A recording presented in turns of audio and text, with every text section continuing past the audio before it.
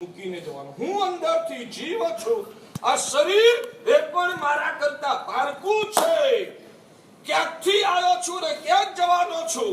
આ શરીર સાથેનો મારો જે સંબંધ છે ને માત્ર 50, 60, 70 વર્ષ પૂરતો સીમિત છે.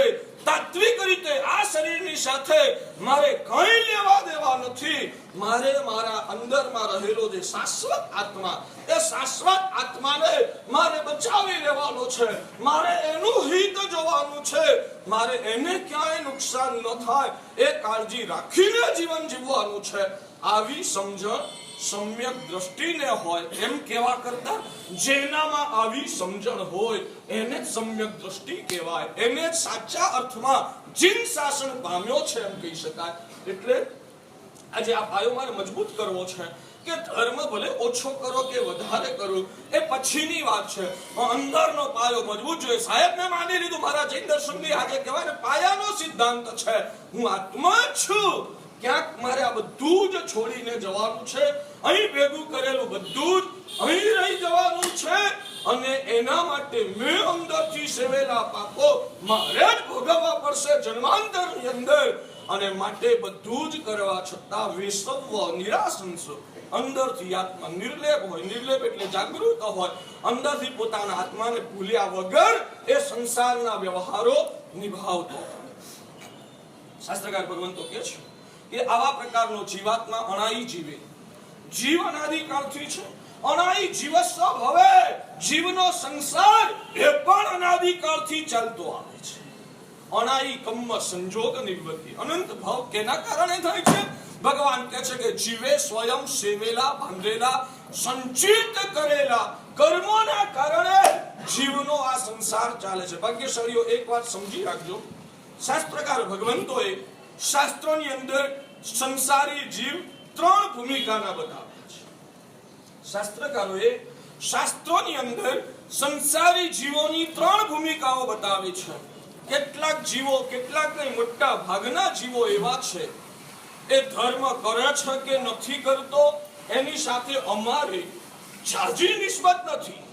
ધર્મ કરે છે કે નથી કરતો એની સાથે અમારે જાજી નિસ્બત નથી. માન્યતાની ભૂમિકામાં શ્રદ્ધાના સ્તર પર એનું લેવલ કયું છે ને એ વધારે અગત્યનું છે.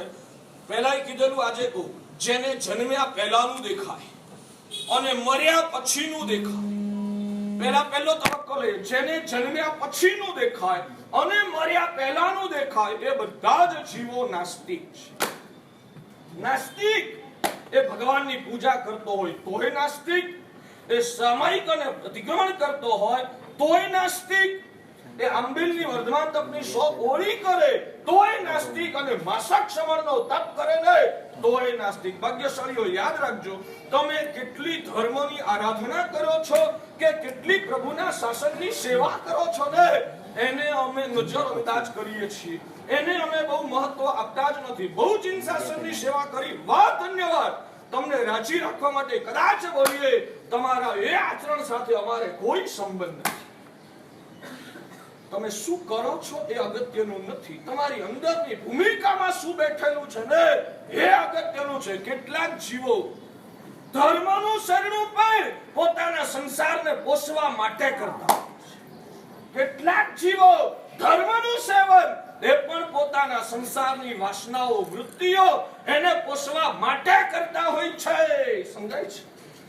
તમારો નંબર છે. હું તો કહું કે આ લોકમાં કંઈક મેળવવાની બુદ્ધિ એ જેમ સંસારની વાસના છે.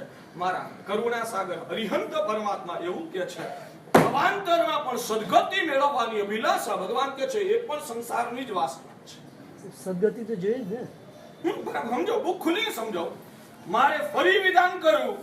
આ ભવમાં તો પોતાની વૃત્તિઓ, ઇન્દ્રિયના વિષયો, પોતાનો અહમ, પોતાનો માન, મોભો વાવા એને પોષવા માટે જે વ્યક્તિ ધર્મનું શરણું સેવા છે ભગવાન કે છે એ તો નાસ્તિક દશામાં છે જ. એ જઘન્ય કક્ષાનો જીવ છે. પણ જે વ્યક્તિ પરલોકમાં સદગતિ મેળવવા માટે ધર્મ કરે છે ભગવાન કે છે એ પણ બહુ જ નિમ્ન કક્ષાનો જીવ છે. નહીં સમજણ પડી? નહીં સમજાય. સદગતિ શેના માટે જોઈએ ભાગશાળી? સદગતિ શેના માટે જોઈએ? આરાધના કરવાની. આરાધના કરવા માટે. જ્યારે આરાધના કરવાની તકો મળેલી છે ત્યારે આરાધના કેટલી કરો છો? અત્યારે આરાધના કરવાની જે તક મળી છે એમાં તો આરાધના કરવી નથી, અને જન્માંતરમાં મને આરાધનાની તક મળે આ વાતમાં કઈ એમ કહેવાય ને દમ દેખાય છે ભાગશાળી. અહીંયા જેમ સુખ જોઈએ છે ને, મારે સદગતિ જોઈએ, મારે દુર્ગતિ નથી જોઈતી. કેમ નથી જોઈતી? દુર્ગતિ કેમ નથી જોઈતી? સાહેબ, દુર્ગતિમાં દુઃખો સહન કરવા પડે. પૂછું, દુર્ગતિ જોઈએ? નથી જોઈતી ને? કેમ નથી જોઈતી? દુર્ગતિ કેમ નથી જોઈતી ભાગશાળી? દુઃખો સહન કરવા પડે એ ના જોઈએ. ભગવાન કહે છે જે દુઃખથી ડરે છે, જે દુઃખથી ડરે છે અને જે સુખને જ માત્ર કહેવાય ને વાલું કરે છે, ભગવાન કહે છે માત્ર દુઃખને જે નફરત કરે એ આત્મા નાસ્તિક. દુઃખને જે આત્મા નફરત કરે, ભગવાન કહે છે એ આત્માને નાસ્તિક કહેવાય. બોલો, હવે તમારો નંબર ક્યાં? તમારો નંબર. હું શાસ્ત્રના આધારે બોલું છું, એક પણ અક્ષર મારા ઘરનો નથી બોલતો. શાસ્ત્રમાં જે લખ્યું છે એ જ માત્ર સંસ્કૃતની અને તત્વની પરિભાષામાં જ્ઞાની ભગવંતોએ જે લખ્યું એ તમારી હળવી ભાષામાં ટ્રાન્સલેટ કરીને તમારી ભાષામાં માત્ર રજૂઆત કરું છું. આ વિધાન ભગવાનનું છે. એકદમ નહીં સમજાય, હજુ આગળના ખુલાસા કરું એટલે ક્લિયર થશે. માત્ર દુઃખને જે નફરત કરે, ભગવાન કહે છે એ આત્મા નાસ્તિક. દુઃખ શેના કારણે આવે છે એ કારણને શોધીને કારણને દૂર કરવાનો જે પ્રયત્ન કરે છે ને, ભગવાન કહે છે એ આત્માને આસ્તિક. એક દાખલો આપીને સમજો. એક માણસને મેલેરિયાનો તાવ આવ્યો છે. તાવના કારણે માથું દુખે છે. મેલેરિયાનો તાવ આવ્યો છે, તાવના કારણે માથું દુખે છે. માથાના દુખાવાની પેલી કઈ ગોળી આવે? એનાસિન.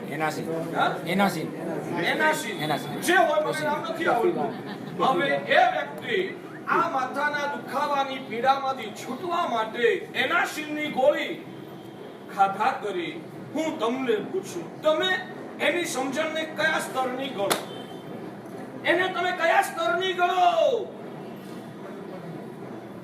મેલેરિયાનો તાવ આવ્યો છે, એ તાવના કારણે માથું દુખે છે, અને એ માથાના દુખાવાના નિવારણની દવા એનું સેવન કરે.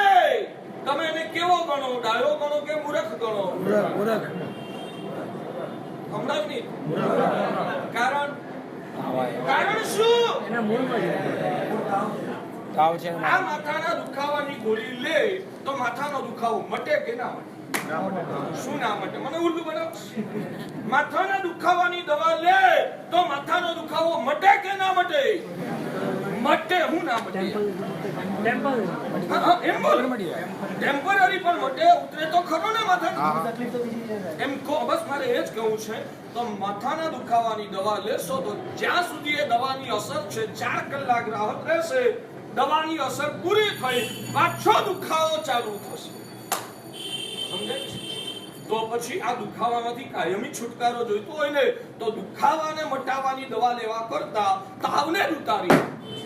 અને તાવને ઉતારવા માટે હવે એને આટલી સમજણ પડી, આટલું ડાપણ આવ્યું. હવે માથાના દુખાવાની દવા લેવાના બદલે મેટાસિનની ગોળી લે તો શું થાય? બોલો, મેટાસિન લેવી જોઈએ કે એનાસિન લેવી જોઈએ? શું કરવું જોઈએ? હું તમને પૂછું, મેટાસિન લેવી જોઈએ કે એનાસિન લેવી જોઈએ? શું લેવું જોઈએ? ટેમ્પરરી છે.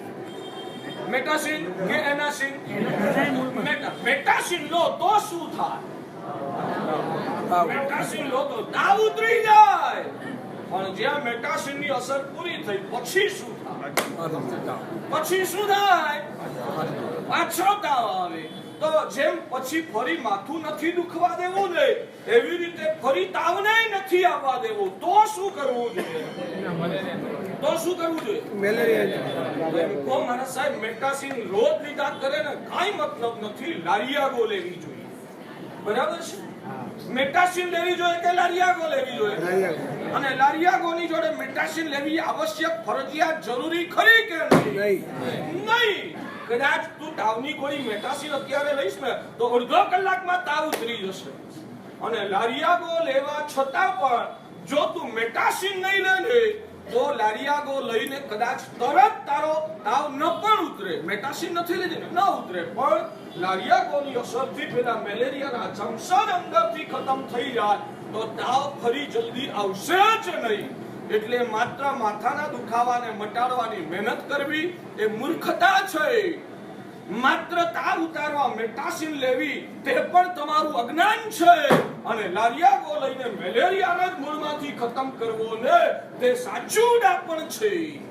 સમજાય છે? ભગવાન કહે છે જે વ્યક્તિ સંસારની અંદર જીવનમાં આવતા દુઃખના આક્રમણો એને ટાળવા માટેના પ્રયત્નો કરે છે ને એ બધા માથાના દુખાવાને મટાડવાની મહેનત જેવા છે. આ દુખાવો આવ્યો છે નથી. ભગવાન કહે છે કર્મના કારણે, અને માટે કર્મોને જ ખતમ કરવાનો પ્રયત્ન કરવો ને એ તાવને ઉતારવા સમાન છે. કર્મોને જ ખતમ કરવાનો પ્રયત્ન કરવો એ તાવને જ મટાડી દેવા સમાન છે. પણ તાવ મટાડવા છતાં મેલેરિયા જો અંદરથી નથી ગયો તો તાવ તો ફરી આવશે. એવી રીતે કર્મોને પણ ખતમ કરી નાખ્યા, પણ ભગવાન કહે છે કે અંદરમાંથી આત્માના દોષ દૂર નથી થયા. અંદરનો જે મેલ છે, અંદરનો જે રાગ દ્વેષ અહંકારનો પરિણામ છે, અંદરની પાપ વૃત્તિઓ છે, એને જો ખતમ ન કરીને તો તપશ્ચર્યા વગેરે કરવા દ્વારા કર્મોને ખપાવી દો ને તોય પાછા પેલા અંદરમાં રહેલા દોષોના કારણે નવા નવા કર્મો છે પેદા થતા જાય. માટે દુઃખોને દૂર કરવા એ પણ સાચું ડાપણ નથી. કર્મોને દૂર કરવા તે પણ સાચી સમજદારી નથી. અંદરમાં રહેલા રાગદ્વેષના દોષોને મૂળમાંથી નાશ કરી નાખવો ને એ જ સાચું ડાપણ છે. અને માટે આપણે ભગવાનને નિષ્કર્મા કહેવા કરતા પણ, દુઃખ રહિત કહેવા કરતા પણ આપણે ભગવાનને વિતરાગ. ભાગ્યશાળીઓ, અમારા પદાર્થો એવા છે, એક દિવસના પ્રવચનમાં કદાચ તમારી હૃદયની ધરતી ઉપર એનું રહસ્ય તમે નહીં ઝીલી શકો, પણ મહિના સુધી જો આ કામ કર્યા કરશો ને તો દાવો કરીને કહું છું કે તમારા અંતરના પડલો એવા તૂટી જશે અને અંદરમાંથી સમ્યક સમજણનો પ્રકાશ છે એવો જરા ભરાક કહેવાને પ્રકાશવાન થશે. પછી તમને એમ લાગશે કે મેં મારી જિંદગીના આટલા વર્ષો છે ને બરબાદ કરી નાખી. ભૌતિક ક્ષેત્રે ગમે તેટલા સફળ થશો, છેવટે જન્માંતરમાં સાથે શું આવશે? તો જે બધું અહીં મૂકીને જવાનું છે એની લીલાને પાથરવા માટે જિંદગીને વેડફી નાખવી, એના કરતા આવતા જન્મની તૈયારીઓ કરવી એ વધારે હિતકારી નથી લાગતું? ભક્ષ સાહેબ, જે જોયું નથી એની ચિંતા, અત્યારે જે મળ્યું એને પણ શાંતિથી નહીં ભોગવવાનું. શાંતિથી ભોગવો તો ખરા. શાંતિથી કહેવાના છોડો નહીં તો કઈ નહીં, શાંતિથી ભોગવતા આવડે. અત્યારે જે પોસ્ટ મળી છે એ પોસ્ટની મજા માણો છો કે જે નથી મળી એની તૃષ્ણાની લહેરમાં આગે શેકાવ છો?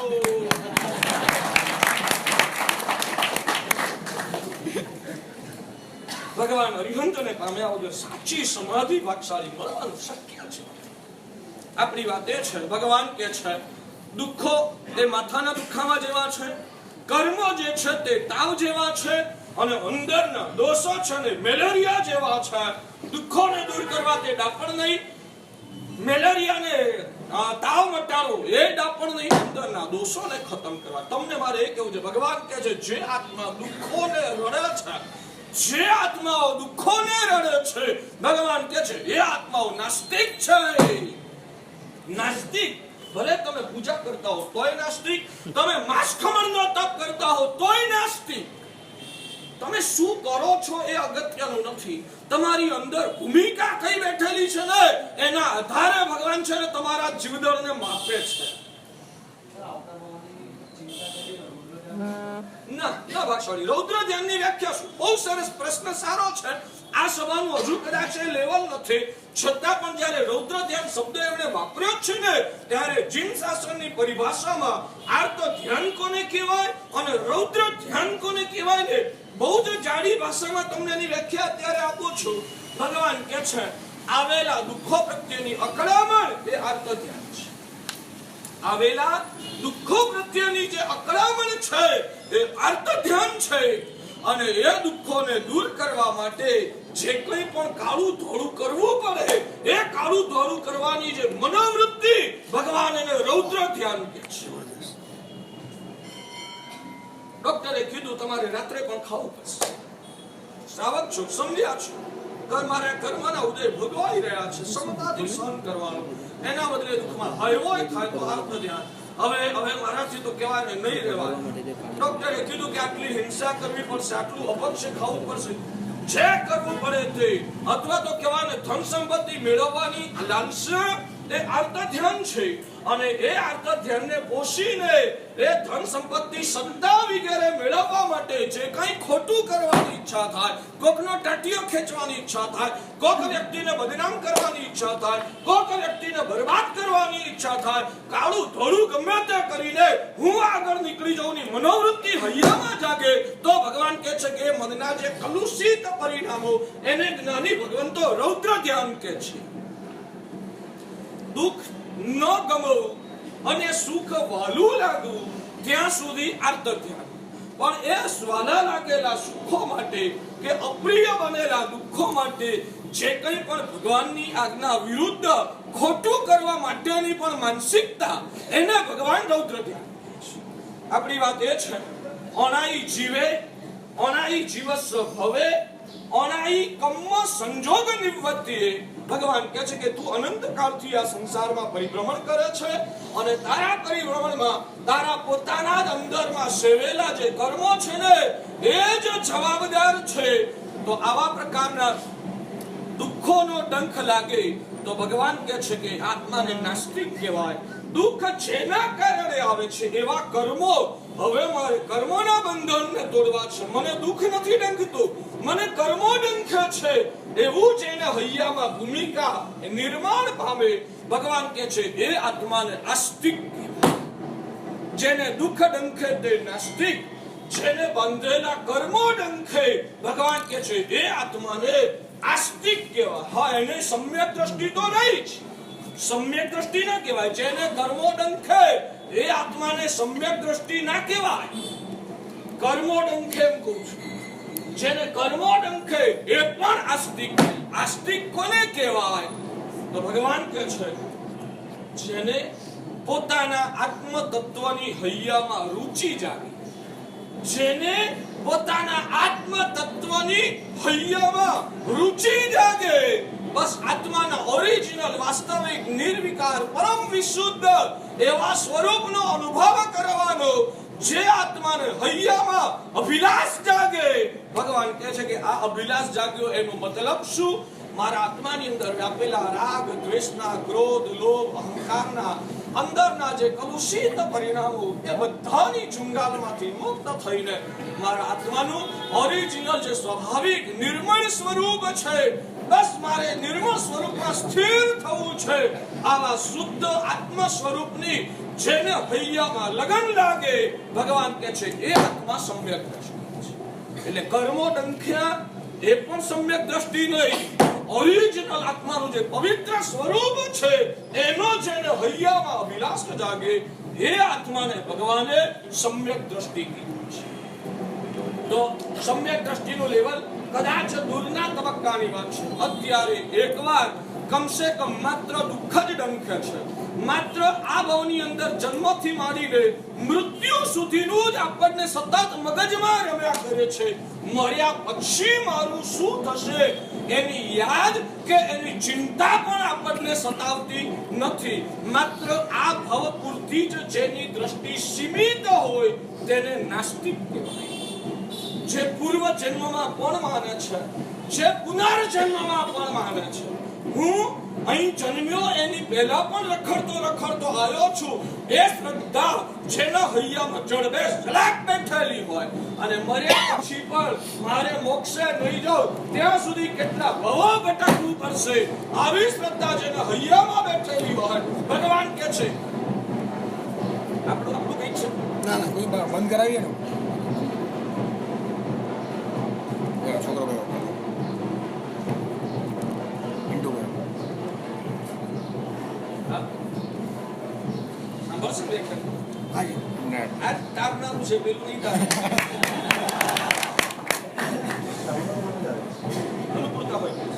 બેસો તો સારું છે શું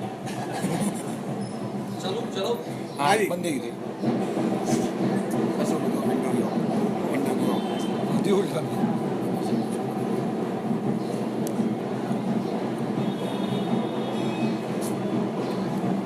નવકાર ની અંદર મ્યુઝિક વિકસે છે હા જીગી આત્મા છું હું તો કેવલ આત્મા છું આત્મા છું હું તો કેવલ આત્મા છું શરીર